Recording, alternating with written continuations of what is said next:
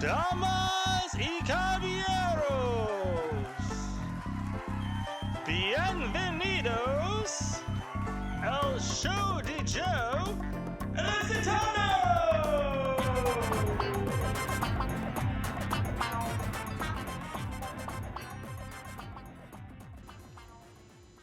Hola muchachos y muchachas, mi amiga aquí es la bella y muy talentosa Isabel DeLaCruz. Yo soy el bala. Yo. Como mierda. Perdón un momento, por favor. Oh, I am so sorry, guys. Hold on 1 second. I have got to get this fixed. Somebody accidentally left on the Auto Telemundo translator. We will be right back and we will start over with the program. I am so sorry.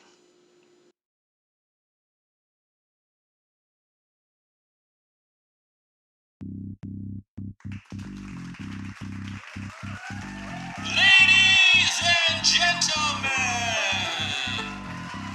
welcome to the Above Average Show Show!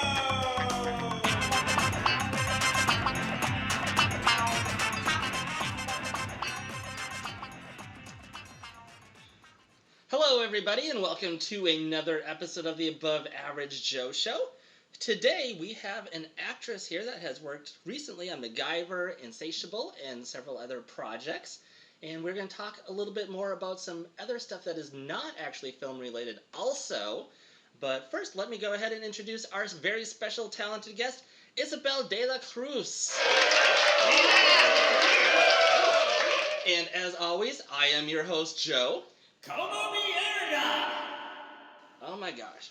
There's always one in the room. Ugh. Anyways, moving on.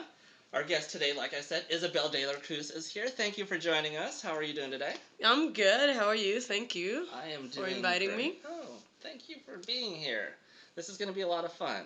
Is this your first podcast, or have you done one before? Or? No, this is my first podcast. First podcast, So- wow. So let's go ahead and go right into the basic interview questions.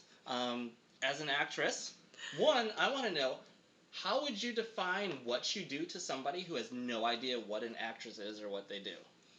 What I would describe acting as is definitely, like a representation of life. And I think it's a great vehicle to show people, lessons and whatnot through storytelling, whether it's fictional or whether it's something that has already happened. I think it's a great way to get to people's minds and hearts and explain to them like, hey, this is the consequences of such and such and such action if you go down this path or whatever, like the dark side or something, Or The Matrix. or the Matrix. Which, I have a confession, actually. I have not seen the Matrix until like a few days ago. And But you're loving it. I definitely am. I am loving that. And we just watched the second movie last night, and it was like 1:30 at night. And then, how there's a cliffhanger at the end. And I was like, please tell me you have the third movie and put it on right now. He's like, you're about to pass out. No, you're not. But yeah, it's on my list. So Awesome. And being an actress, how did you get there? What did you do? What steps did you take? You can go far back as you want as a child, if you're a child actor, or if you just stumbled into it as an adult. One thing that I do know about you, though, that I'd like to include in this story is talking about Los Clavos y la Cruz. Los Clavos y la Cruz, yeah. Which you can start before that and work that into the story, or if you want to start there, however you want to tell the story. But how did you get into acting? I've been wanting to be an actress since I was like 11 years old, and I never could because I grew up in Puerto Rico, and the acting industry is kind of very saturated there. Meaning, like, if you don't know anybody, or if you don't, if you don't have what we call pala in Spanish, you don't get very far. I started, doing theater club and whatnot. It wasn't until I graduated college, actually, when I decided to pursue acting. So my family were especially my dad was kind of against it. He was like, no, you got brains. You better study something that will give you, security and money and blah, blah, blah, blah. And what were you studying in college? So I first started studying math because I'm a nerd. So I started studying computational mathematics. So it was like computer programming with math together. After I got to calculus 2, I know, y'all, please don't kill me. I went all the way to calculus 2, and I was watching this double derivatives and crap, and I was like, okay, you know what? I am never going to use this in my life. We're done.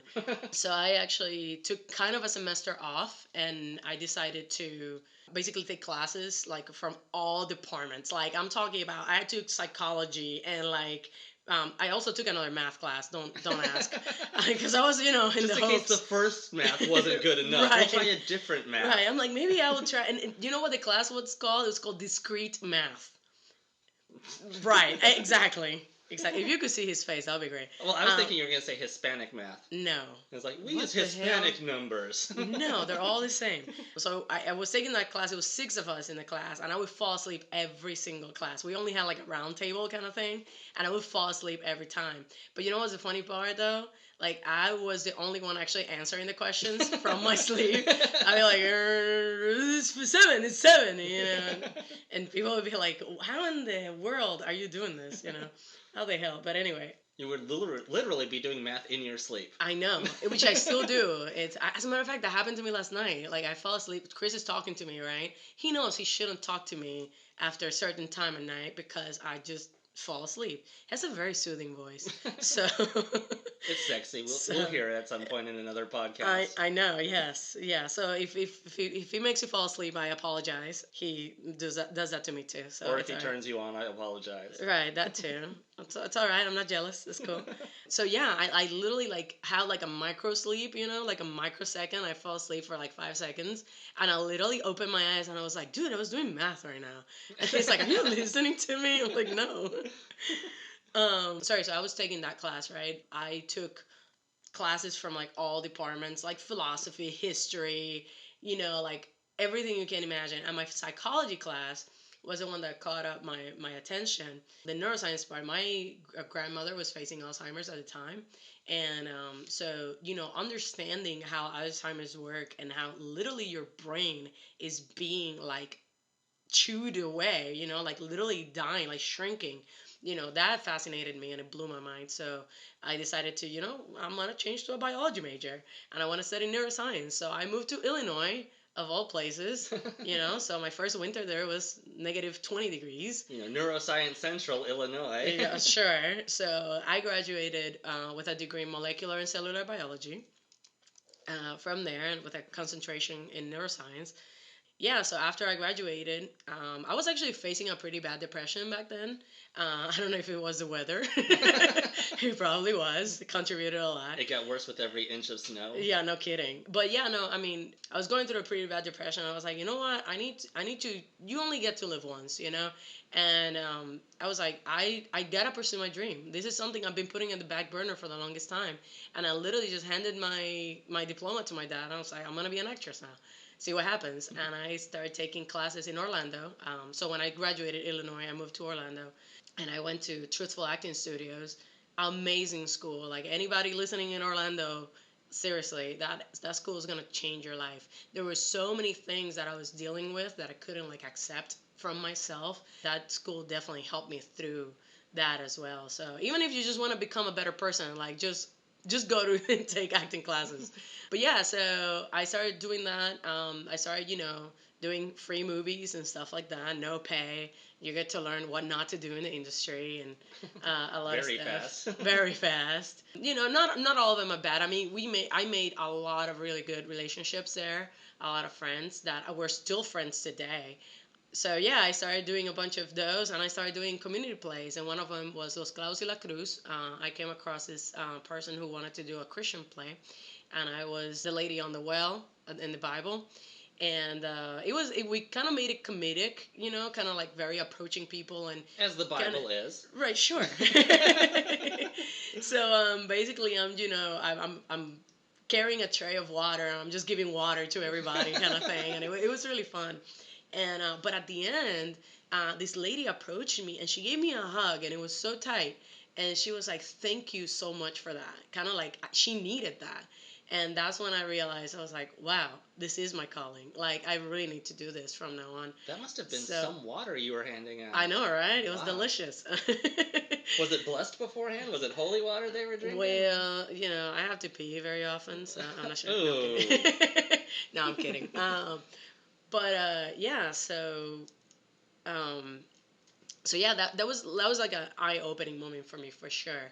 But anyway, so I went back after that lady came to me and gave me that hug and whatnot. I was like, this is my calling. So I went back to my job like a week later, and I literally talked to my boss. We had a really cool conversation, and he was like, you know what? I'm gonna talk to you as a father, not as a boss. He's like, are you married? I'm like, no. He's like, do you have kids? No. It's like, do you like this job? I'm like, no. And he's like, then what are you doing here? Go pursue your dream. And I was like, okay, sure. So I was like, you know what? I'll consult the pillow tonight or whatever. It's like what we say in Spanish. So I go home and I started looking for places on Craigslist or whatever. And I was like, you know what? I gotta move to Atlanta. That's where it's hot at right now. That was in Orlando at the time. And I was Orlando's hot too. well, no. Different type of hot. Different type of hot. So yeah, so I went and I was like, I literally quit the next day. I didn't have a job here. I didn't know anybody here in Atlanta. Like, I literally just packed up everything. I was like, I came back and I told him, in a week I'm moving to Atlanta. And he's like, wait, what? I mean, I didn't mean for like our conversation. Like, he was like, I'm like, don't worry, I'll be fine. And I literally walked out. I gave back my computer and everything that they gave me. And I just, I literally left about a week later. I found a place here. I ended up sleeping in a couch for like 2 months. But yeah, I moved to Atlanta. I literally packed up everything I could fit in my car and I just drove here. So. Awesome. Yeah. And just took off from there. Yep. Immediately starring role in hit series. Well, not immediately. Actually, my first gig was with Tyler Perry as an extra. Nice. We'll be right back with this podcast, but first, a quick commercial. What happened here? I tried to stop her. Stop who? Was it Lorona? No, it was my Sharona.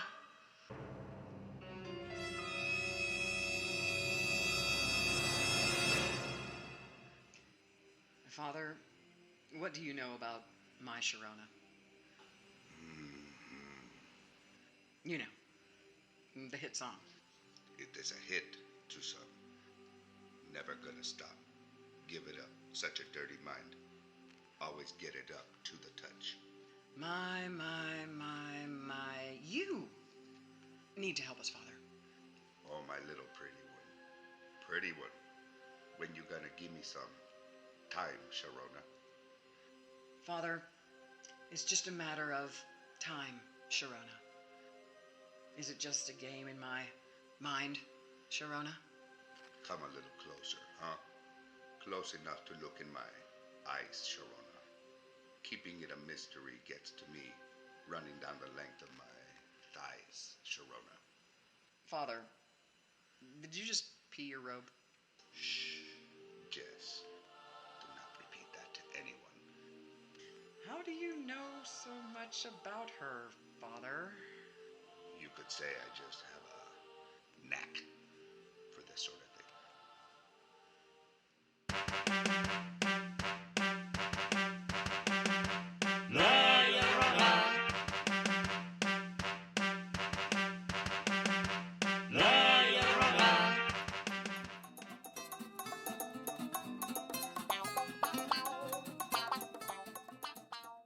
From there, I was actually having I was doing a job as a computer programmer,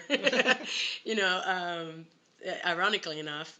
As the molecular and cell biologists typically do. Right.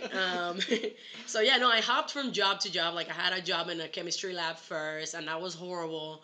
And and then what was the other job I had? I don't even remember. But anyway, then I moved to to doing computer programming for a ton of big companies and whatever. And I was like, you know what, this is like, I didn't feel fulfilled at all. And I made a choice to never have a job that I don't enjoy. Even if it only pays $8.50 an hour. Like I worked at a gas station and I actually had fun. I actually liked it. You get to know a lot of people because there are a lot of people, especially smokers. Regulars, yeah. Yeah, they come. A lot of underage drinkers trying to get beer. No, we didn't sell beer. Not in that gas station. It was a very small gas station. But we did sell a lot of cigarettes. And yeah, it's incredible the amount of cigarettes that people smoke sometimes. Anyway, we're not here to judge anybody or talk about, smoking or anything. But I think it's a very, very dangerous addiction, Yeah, and everybody's entitled to their opinions. No, of Based on course. facts, scientific facts that tell you that it will destroy your lungs. I mean, Right. And I mean, and not just that. I think what blew my mind the most was seeing people who could not afford to buy cigarettes. Like they would literally just hand me pennies and be like, "Is this enough?" And they would be buying like 3 packs, cartons of cigarettes, and they would be like, "Is this enough?" And they'll be like short by like 25 cents or whatever. I'm like, sure, whatever, take it. But I don't know. It just made me feel really bad. But anyway, so I made a choice to not, have jobs that I didn't enjoy. Thankfully, I found tutoring.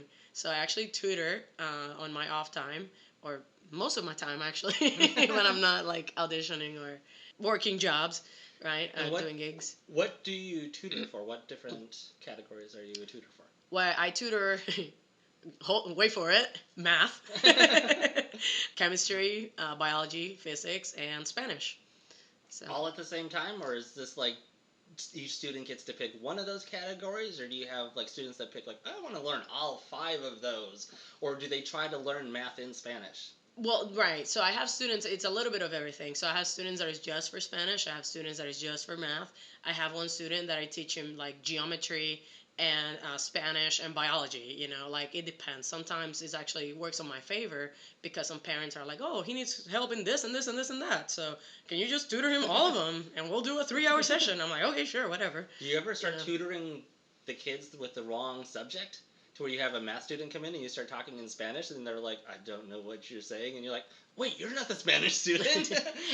No, I have had a problem though with names. I am terrible with names, and sometimes, like I would have an Albert, and I will call him James, You don't just call him all like Bato? Bato. I should do that. Like, Bato, I'm not Mexican, bro.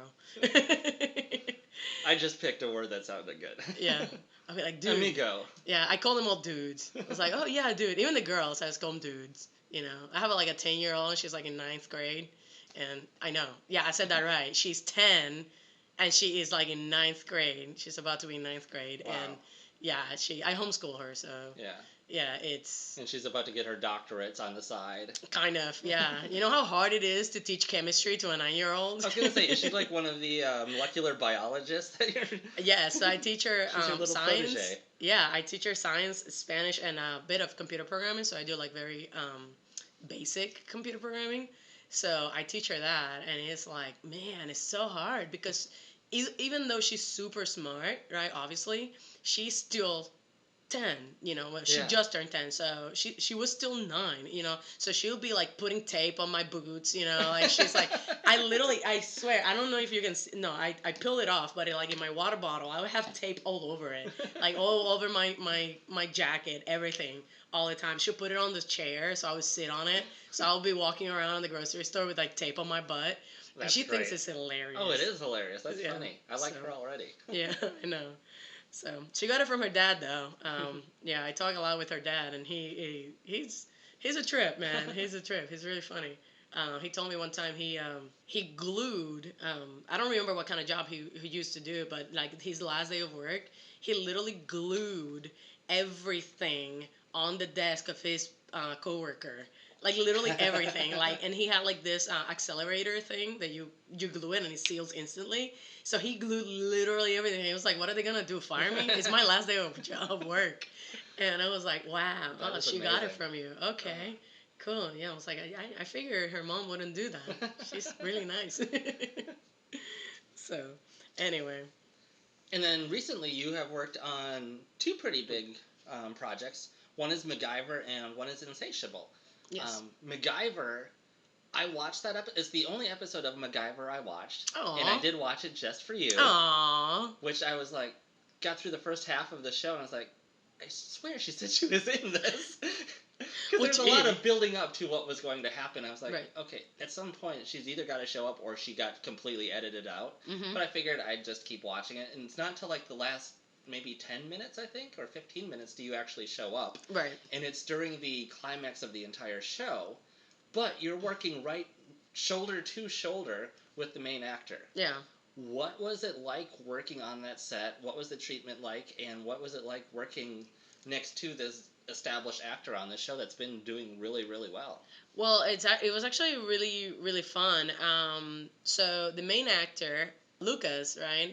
The main actor, Lucas Till, and he was a lot of fun. It was really funny because that day in particular, he didn't know his lines. Like, he just didn't. And I could tell that he was really tired, you know, and whatnot. And But you were a tutor. You could help him. what's that? You were a tutor. You could help him. I don't know his lines. I only know my lines, which were none, actually. And it was funny because I was really upset at first. Because I was like, man, you know, I'm supposed to be like a co-star and I have no lines. So I'm basically like a glorified extra, you know.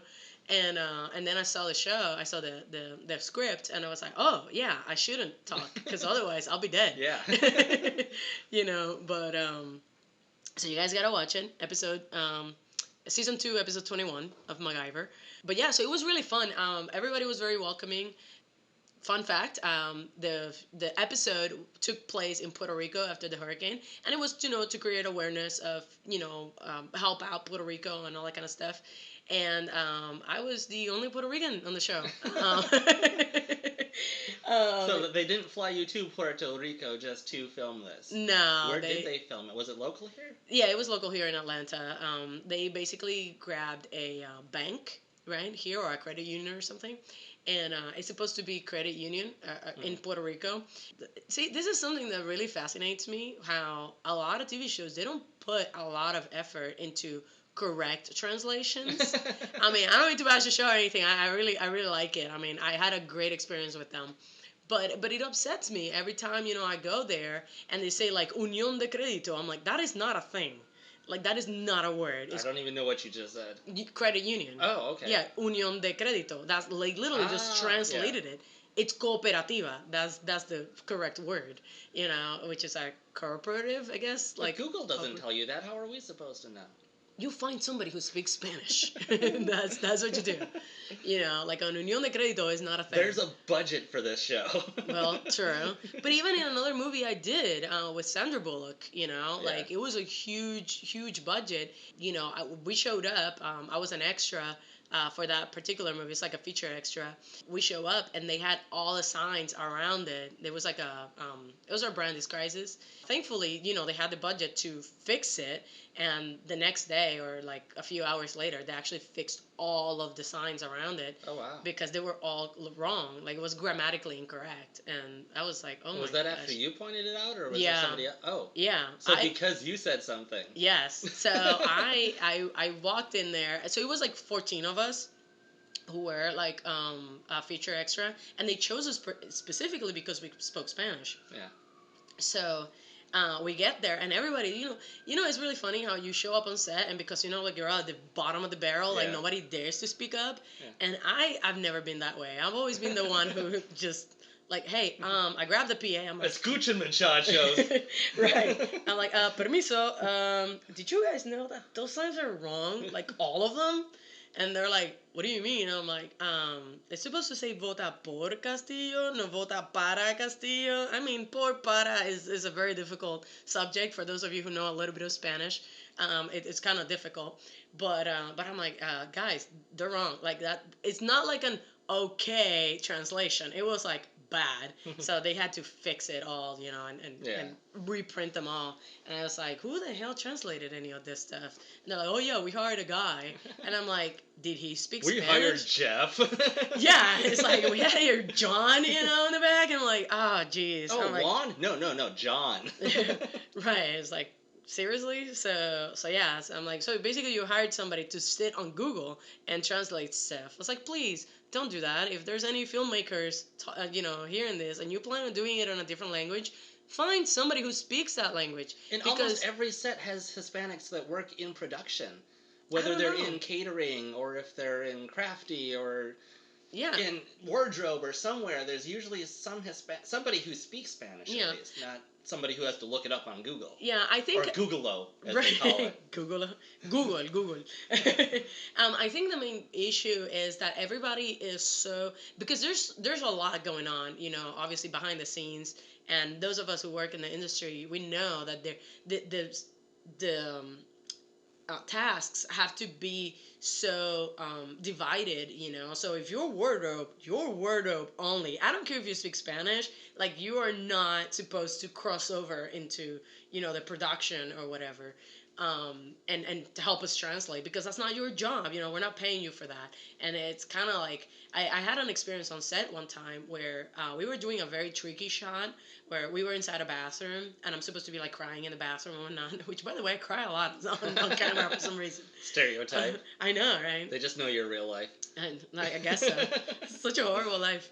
By the way, we were roommates before, so I have this firsthand. I'm kidding. All right. Totally. Well, no, I'm not kidding about being roommates, but totally kidding about crying in the bathroom. So, crying in the bathroom. As far as everybody should know. Yeah. Well, geez, thank you, Joe. Thank you. Like, seriously. And now, you know, the whole you've taking been my in my virginity. bathroom when I cried too, so we do a lot on this show. It's to help the public. Right. Well, anyway, so, you know, somebody who is, even if they're capable of translating, sometimes they just don't cooperate because they don't, you know, whatever. Oh, so I was saying I was one time on a shot, and I was supposed to be crying, you know, on the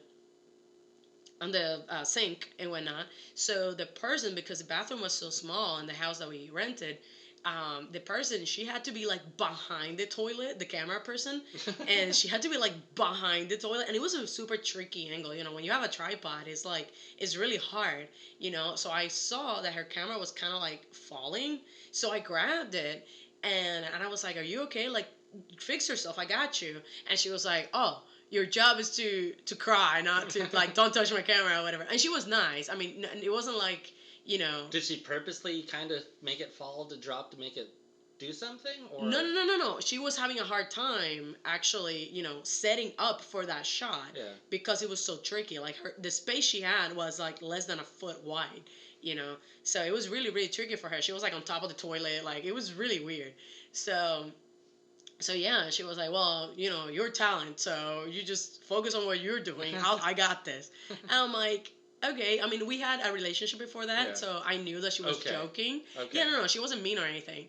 I knew she was joking, but I was like, it's okay. You know, I'm not a diva. I'm not gonna be like, oh, well, if your camera breaks, good luck. You know, like if your freaking $1,000 camera is about to fall, I will help you. You know, because I'm a human being. You know. But yeah, so everything is so divided, and especially some people get that way, because she told me that the reason she doesn't like talent touching her stuff is because she has had talent where she would ask them, you know, when she was in a tricky spot like that, and they were like, excuse me, I'm not getting paid for that. You know, it's like, why do you have to be such an ass? I'm sorry, like, this is not PG, right? It's not supposed to be PG? Okay. No. You can say whatever the fuck you want. Was it? No, I don't like cussing. But, well, I mean, I do, but not in public. Yeah. But, I don't like you know, that shit either. Yeah. Joe!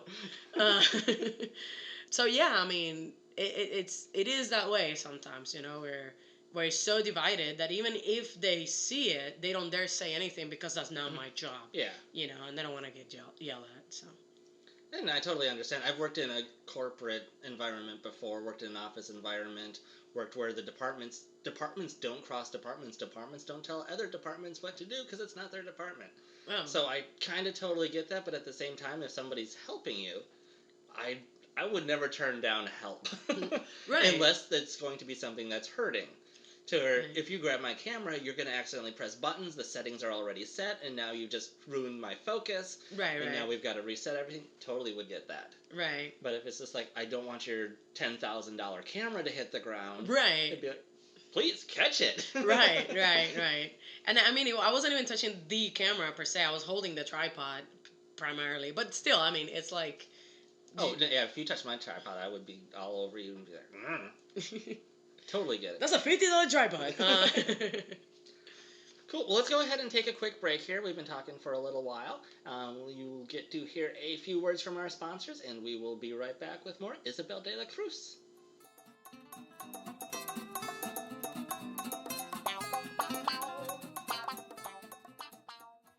This episode brought to you by El Googlo, for when you need to find out la verdad about that mentirosa.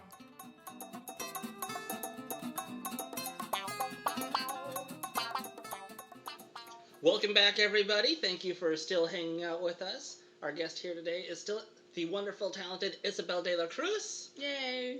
who is from Puerto Rico. Puerto Rico. Like a friend of mine told me the other day.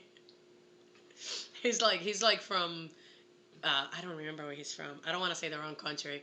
But he was like, oh, you're from Puerto Rico. And I'm like, yeah, how do you know that? Because that's how we talk. And he's like, oh, yeah, my girl's Puerto Rican too. And I'm like, oh, that explains it. And then she scolded him on the phone, like, do not just tell her that. He's like, well, she thought it was funny. And you were born and raised there. Yes. At what point did you decide to move? So I moved when I was 20 years old in 2010. I just told my age. Oops. So yeah, I moved to Illinois to pursue my molecular and cellular biology degree in Illinois. Cool, awesome. And then, so you've been there for 20 years, and just recently we had a hurricane come through Puerto Rico, which you still have family and friends and relatives that all still live there. Yeah. And you went back to visit them. Yes. Right after that. Tell everybody what you saw and what it was like to see that aftermath of what happened in Puerto Rico, because you were familiar with what it should look like, right, compared to the devastation that did happen. Right. So yeah, so my dad still lives there with my stepmom and my uncles, cousins, and they still all live there. I didn't go right after. I did decide to help a lot, so I remember I went to the post office with like 50 pounds of batteries. They're so freaking heavy.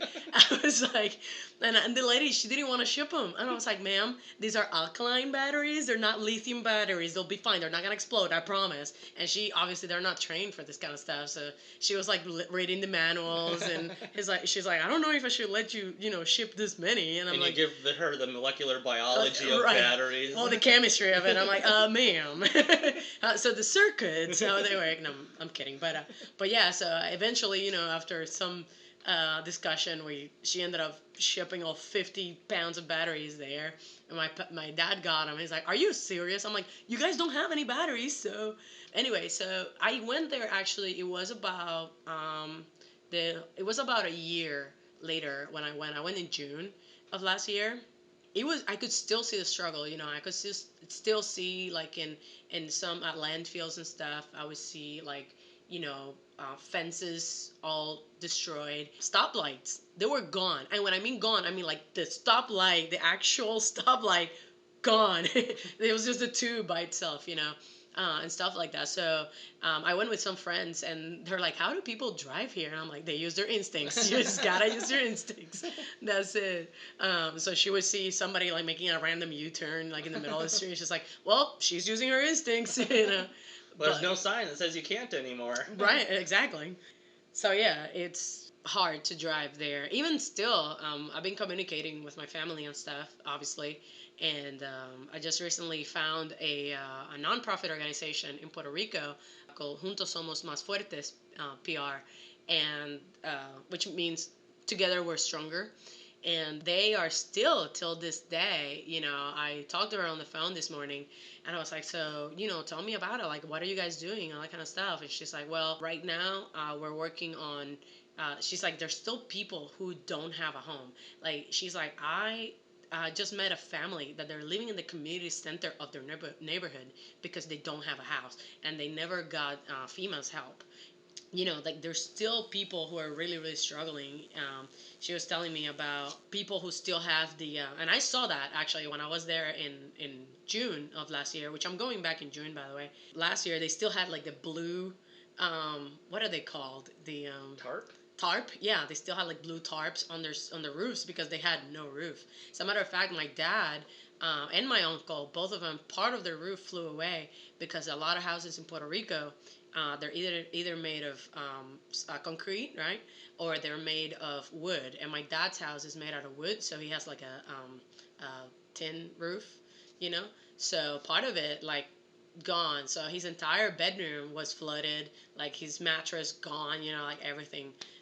Thankfully and randomly enough, all the clothes in his dresser, they were fine. He's like, "Well, that's a good dresser." I'm like, "Okay." I'm like, "Did you tape them or something?" He's like, "No, I just left them there. You know, I didn't think that my roof was gonna fly away." You know, so everything inside the dressers, thankfully, was okay, but everything else, everything in the closet, everything was, you know, wet and gone. So he had to rebuild, you know, part of it. My uncle today, he's still rebuilding his entire house because part of his roof also flew away. So he decided to turn the entire house, you know, reinforce his entire roof. And all that kind of stuff. But thankfully, they have the resources to do that because they've been people who have saved, you know, money throughout the years and stuff. But some people don't, and some people just don't even have the resources. And right now, there's so many people who are living. They're making like their own little shelters, like near where they used to live at, and they just have like a kitchen. That's all they have. Like they have a random stove in the outside. So when it rains, like it rains on their stove. You know, like it's so bad, especially in the non-metro areas, you know, like up in the mountains and stuff, is really, really difficult for them. So if anybody's interested in donating to them, I'm going to put all the information for this. They have a Facebook page, and you can all find them on Facebook. Again, it's Juntos Somos Más Fuertes Puerto Rico. So the email is juntosomosmasfuertespr@gmail.com. I'm going to put all of that in my page. You can follow me, actually, at Isabel Which will be DeLaCruz easier Actress. to spell. Right. Isabel DeLaCruz Actress. Isabel is Isabel, just Bel, not Belle, or Isabella, BLE. or anything like that. What's that? BLE Ble. is able. Able. Is Yeah. is able. Is able. I'm able. I'm able. But yeah, as a matter of fact, at work we used to make fun of me and say it's a bell, like I'm a bell, but that's fine. It's cool. And yeah, they also have like a PayPal account if you guys want to donate, and you can see all their work. It's paypal.me /JSMF. You can donate there, and I'll put all the address and the, you know, the ways that you can donate. They're really, really awesome. Like they've been doing not just helping people rebuild, but they're actually helping people, you know, giving them workshops, you know, on how to, you know, inspirational workshops and stuff like that. Because a lot of times, especially after such, you know, horrible disasters, people just lose hope. And when you have a government like Puerto Rico's government, I mean, people just lose hope because they feel like the government should be for the people and they should be helping them, and they just don't care for the most part. And so yeah, they need to be, you know, helped out, and not just financially or, you know, just helping them rebuild, but also helping them realize, hey, you got this, you know, like we're all in this together. And that's why the name of the group is Together We're Stronger. So And one thing I think we should bring up too, just for a little bit of educational purpose for this podcast, is that Puerto Rico is actually part of the United States. correct. So when Puerto Rico gets hit by a hurricane, it's no different than when New Orleans gets hit, or Houston gets hit, or the Right. East Coast gets hit. Well, The it only- shouldn't be any Shouldn't different. be. Our response shouldn't be any different because they are still part of our country. The only difference is that they're not allowed to vote. Well, the major difference, one of the major differences. Yeah. So we are basically a commonwealth, right? Which means that we are technically independent in a way, but we also go by the laws of the United States, like the Supreme Court and stuff like that. So when there are things that our court can't handle, you know, federal cases, like really big important cases or something, like they all go to the federal court. But yeah, we are not allowed to vote for president. That's one of the things that is pretty different. We don't have federal taxes though, so it's kind of a benefit in a way. because we're a territory, but we're not a state. So it's a give and take in a way, but obviously we feel treated, and this is probably going to sound really harsh, but we feel like the bastard child of the United States, you know? Like, it's like, well, whatever I have left over, if I have time for you, then maybe I will, you know, give you It's not some. really a wrong statement. That's not, yeah. Yeah, so that's how I honestly feel like it. I mean, people, you know, they ask me, they tell me, "Oh, you guys are American." I'm like, technically, we're U.S. citizens. You know, we're U.S. citizens, and I personally don't consider myself American, because there's so much more than just being able to live in a country that defines an American. You know, to me, a person who's American, you know, conveys the traditions of American people. And yeah, I'm Americanized, I guess, in a way. So I Drink do a lot of. coffee. I don't. I quit coffee 6 months ago. Oh. Yes. And I guess that would be Colombian, too. Colombians are the coffee makers. Yes, yeah. So my Sofía Vergara comes out sometimes. Which you guys will hear later in the podcast. Right. But yeah, so my in Puerto Rico is huge. We freaking give coffee to kids in baby bottles. It's crazy. Yeah, it's like, no, it's a big thing. We were considered one of the biggest coffee producers in way back when. But, you know, there's not a lot of people willing to work the coffee land. So yeah, there's a bit of a difference in terms of, you know, government wise, but, you know, we use the same currency. You don't need a passport to go to Puerto Rico. The trips are pretty cheap. Flights are pretty cheap to go to Puerto Rico. The cruises go there. You know, that's one of our biggest income streams from anywhere in the world, really. And but yeah, we can vote for president. As a matter of fact, a lot of people don't know this. If you decide to move to Puerto Rico, you forfeit your right to vote for president. You cannot vote for president anymore if you're a resident of Puerto Rico. Yeah. Crazy, right? Yeah. So let's go ahead and take a break real quick. And we will actually come back with a cute little skit that I wrote. With the talents of Isabel DeLaCruz doing her Sofía Vergara impression as best as she can. And with me doing a really horrible Vanilla Ice impression. But we'll be right back after this break.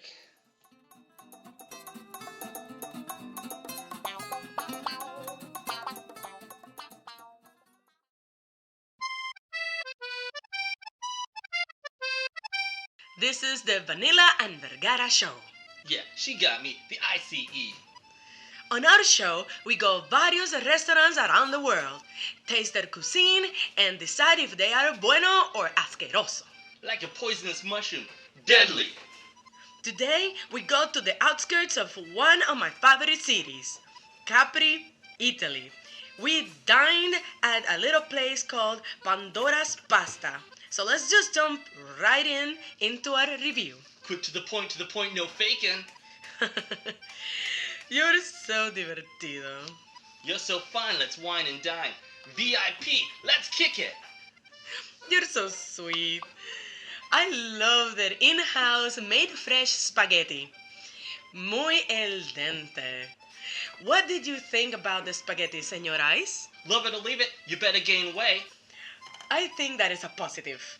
And the red pasta sauce was very, very flavorful.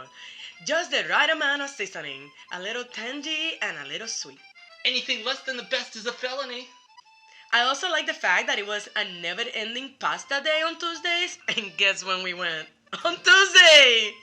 You really liked the never-ending pasta too, didn't you, La Vanilla Ice? Enough to shake and kick holes in the ground. We'll never stop. Yo, I don't know. All right, stop. Collaborate and listen. Was that a yes? Vanilla Ice? Yep. And the meatballs were so good. No boca di pepo, but still exquisito.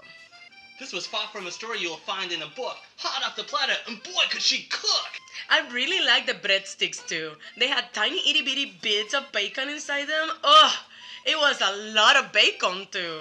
Like a pound of bacon. Burn them and they ain't quick and nimble. We also shared a salmon of clams too. All I heard were shells falling on the concrete real fast. There were 4 clams on the plate, but I only had one. Just one. One of the 4 that were given to us. Jealous, because I'm out getting mine. No, not jealous. Just wish I had a chance to eat my fair share. Conducted informed. This is a hell of a concept. It's basic manners. I like it ice cool, and you're colder than ever. Are you at least sorry, el hielo vainilla? Coming straight from the hot vanilla ICE. Okay, let's move on to our drinks then. The Chardonnay they gave us complemented all of this perfectly. It was bubbly, not too dry, and smooth going down. Smooth, because that's the way I'll be. Just flowing smooth with the power, kicking it up hour after hour. Oh, and the dessert was muy divino. A slice of German chocolate cake. Oh! Sliced like a ninja, cut like a razor blade. Would you recommend the cake to your friends? I'd sell it by the gram. Mr. Vanilla, can you give him the address to your restaurant, por favor? A1A Beachfront Avenue. Gracias todos mis amigos. Next week we travel to Kakama, South Africa and check out the fine dining establishment of Kentucky Fried Chicken. Until then, adios chulos. Yo man, let's get out of here. La palabra tu madre. Word to your mother. Go ninja go, ninja go. Go ninja go, ninja go. Go ninja go, ninja go. And cut. What the fuck was that? Oh, you mean all of it? I like how you're cracking up after every line. It's like, what the fuck? I know, it's ridiculous. It's great.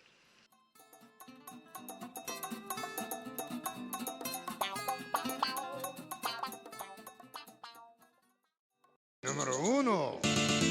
Número dos. Todos. Vámonos. Bienvenidos al nuevo restaurante familiar, el Taco Baño. Nuestra comida es siempre fresca y simple para su comodidad. Le ofreceremos solamente dos menús, número uno o número dos. El número uno es nuestra especialidad, sopa amarilla. Y la número dos es un burrito grande con nuestro ingrediente secreto, salchicha morenas. Nuestra comida es tan rápida que las mesas están equipadas con sus propios sanitarios. Conveniente, ¿eh? Así que antes de ir a otro lugar, usted debe de venir aquí al Taco Baño.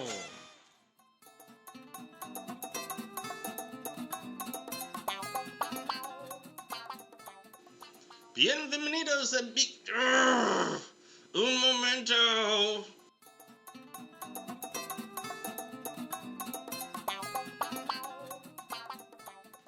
Welcome back, everybody, and thank you for listening to our ridiculous skit with Vanilla Ice and Sofía Vergara. Hope you enjoyed it and had a little bit of laugh through that. I hope I did her some justice. I apologize completely to Mr. Van Winkle. I know that I completely botched up a Vanilla Ice impression, but at least I put in some effort into it, so I tried. But you also got to work on Insatiable. So let's talk about Insatiable for a couple minutes before we have to close up. Yeah, so yeah, Insatiable, I actually, I have this really, really bad habit of, like, not doing enough research sometimes. So I kind of just trust my agent, you know, like, oh, you submitted me for this, you know, I'm sure it's not porn, so let's do it, you know. And then you found out it was. right, so I get there, and I had no idea what the show was about at all. And I just go in there, I'm like, all I have is one line. All I'm saying is like, hey, you're holding up the line, right? So whatever, it doesn't matter. So I go in there, and I realize when we walk in, we go into this taco shop, but it's like a wiener tacos is what they had. And it was like, I think it's like, tastes like a wiener, goes down like a taco, something like that. I was like, oh my gosh. And everything on the menu had a sexual innuendo. Everything. It was hilarious. I was like, wow, so whoever did this, like, put a lot of effort into this stuff. So I get there, and, you know, I'm supposed to be, like, the next one in line. I'm like, hey, do you have anything vegetarian? And she started laughing, right, after we cut. And when I look at the menu, they actually had a señorita taco, which is the taco without the winner. So I was like, all veggies and stuff. So they do have something vegetarian. So that was fun. For those of you that like to toss your salad, I guess. Right. They actually had them on set, though. They had the wiener tacos on set. Yes. You got to try one. Hell no, I don't eat meat. Oh. So Other people got to try one. right, a lot of people got to try What them. did they? Was it good? No, they were People were disgusting. throwing them away. They did bring them, and I was like, even if I ate meat, I don't think I would. Like, hot dogs gross me out so bad that I would probably love it because I love hot dogs. I love hot dogs. I love corn dogs. you love everything, Joe. brats. Yeah, as long as Not it's free, guys. As long as it's free or it's on sale, specially free, just give it to Joe. He'll take it. As It long doesn't as it matter. does not have avocado or blueberries. That is Those BS. are my only two exceptions that I do not like. That is bullshit. You will eat anything. No, I hate avocado. Anything avocado. Really? Guacamole's nasty. Really? Yeah. I lived with you for over a year. I didn't know you hated Yeah, avocado. I never put it on my tacos. Really? Yeah, you'd have it there, and it's like, no, So you that's all yours. So you are not a true Mexican. I knew it. No, I close. knew it. That's why I like Taco Bell. I'm not a true Mexican. Oh my gosh. So anyways, thank you for being here, Isabel. Thank It's been you. great catching up with you again. Totally. We spent a year as roommates, like I mentioned before. So very close friend. We've gotten to know each other over the years and everything. And just so you guys know that she is engaged and getting married next month. Yeah. As we record this, it is next month. She Right. may have already been married by the time we get to this. So- Right. Marrying So- Mr. Christopher Marks. In Yeah. April. Yeah, April 26th. We're eloping at the Grand Canyon. If we weren't eloping, you would have been our bridesmaid our maid of honor and our best man. But unfortunately, well, And I nobody's really invited. wanted to wear that dress. That would have been awesome. Yeah, I know. I knew you would have rocked it. I for have sure. the hips for it. Yes. Adios, amigos y amigas. Oh. Mi rindo. Coño, mi rindo.